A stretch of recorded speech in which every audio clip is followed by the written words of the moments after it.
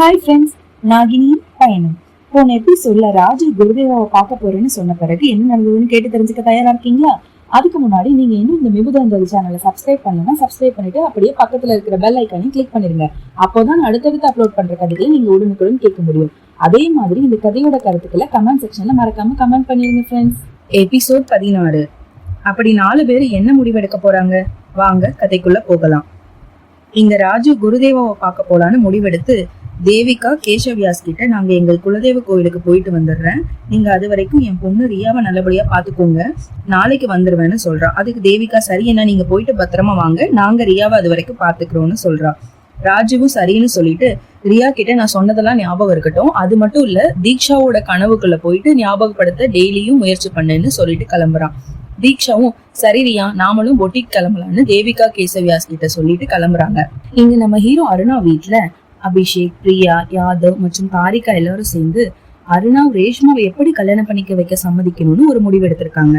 யாதவ் உடனே ரேஷ்மாவுக்கு கால் பண்ணி நீ அருணாவை கொஞ்சம் ஃபாலோ பண்ணிட்டே இரு, அருணாவ் அந்த தீக்ஷா கிட்ட லவ் சொல்றானான்னு பாத்துட்டே இரு, அவளை அப்படி பார்த்து பேச போனா உடனே என்கிட்ட சொல்லுன்னு சொல்றான். அதுக்கு ரேஷ்மாவும் சரியப்பா, நான் அருணாவை ஃபாலோ பண்ணி உங்களுக்கு எல்லா டீட்டெயில்ஸும் சொல்றேன்னு சொல்லிட்டு போனை கட் பண்றா.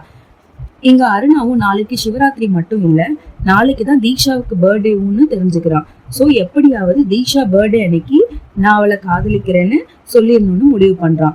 அந்த தீக்ஷா யாருன்னு தெரிஞ்சுக்கிறதுக்காக அவளை பத்தி விசாரிக்க சொல்லி அபிஷேக் ஒரு ஆளை அனுப்பி விசாரிக்க சொல்றான். ரேஷ்மாவும் அருணாவை ஃபாலோ பண்றதுக்காக ஃபர்ஸ்ட் அவன் வீட்டுக்கு வரான். பின்னர் அருணாவும் ஆபீஸ்க்கு கிளம்புறான். அவனை ஃபாலோ பண்ணி ரேஷ்மாவும் போறான்.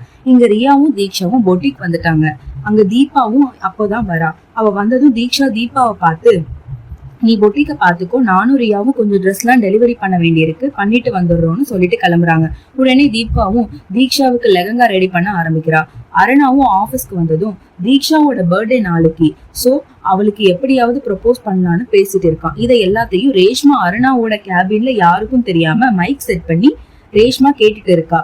அவளுக்கு அதை கேட்கும் போது உடனே கோவமா வருது. பின்ன ரேஷ்மா அவன் அப்பா யாதவுக்கு கால் பண்ணி அருணாவ் தீக்ஷாவுக்கு நாளைக்கு ப்ரப்போஸ் பண்ணலான்னு இருக்கான்னு சொல்றா. அதுக்கு யாதவும் சரி, நீ அவனை ஃபாலோ பண்ணிட்டே இரு, நான் என்ன பண்ணலான்னு சொல்றேன்னு சொல்லி போனை கட் பண்ணிட்டான்.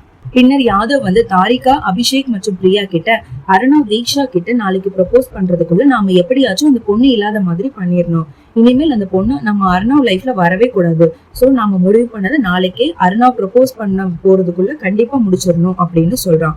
அதுக்கு எல்லாரும் சரின்னு சொல்றாங்க. இங்க ரியாவும் தீக்ஷாவும் ட்ரெஸ் எல்லாம் டெலிவரி பண்ணிட்டு போட்டிக்கு கிளம்புறாங்க. அங்க தீபாவும் தீக்ஷா கிட்ட ஒரு கஸ்டமர் போன் பண்ணி ட்ரெஸ் ஒண்ணு சீக்கிரமா வேணும், அது உடனே டெலிவரி பண்ண முடியுமா அப்படின்னு கேக்குறாங்க.